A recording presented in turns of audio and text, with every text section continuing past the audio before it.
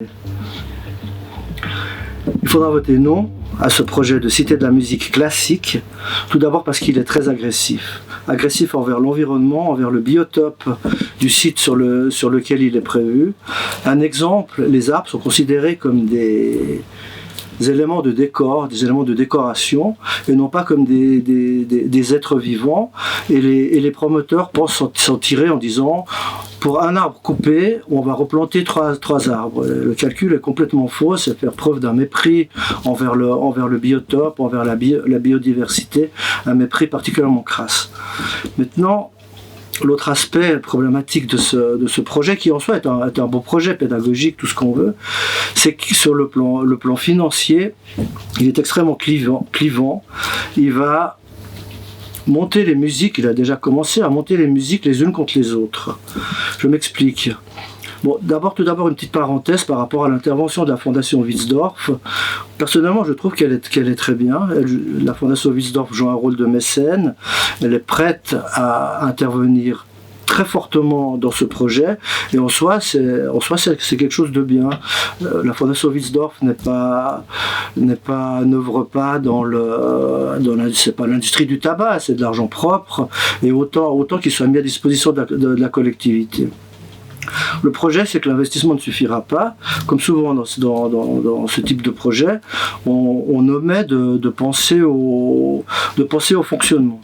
Les frais de fonctionnement, on sait qu'ils ne sont pas couverts aujourd'hui, qui vont se chiffrer à plusieurs millions, voire dizaines, mais en tout cas plusieurs millions.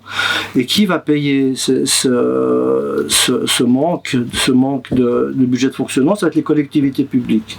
La ville de Genève en tête, un peu le canton, si tant est qu'il interviendra, et puis peut-être aussi les communes genevoises, mais surtout la ville de Genève.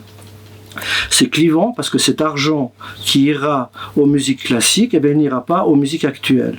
Le problème avec les musiques actuelles, c'est qu'elles sont sous-dotées historiquement, et depuis 10-15 ans, les moyens n'ont pas augmenté. Les musiciens, les musiciennes, les organisateurs, organisatrices fonctionnent avec des moyens insuffisants depuis toutes ces années. Et ce sera impossible de combler ce manque si l'argent des collectivités publiques ira vers le classique. Donc c'est un projet archaïque du point de vue de la manière dont on considère l'environnement aujourd'hui. On est au XXIe siècle et on ne tient pas compte de l'effet d'une canopée, on ne tient pas compte des alertes climatiques, des îlots de chaleur et toutes ces choses, on en fait fi. Et l'autre aspect, c'est l'aspect social, l'aspect politique.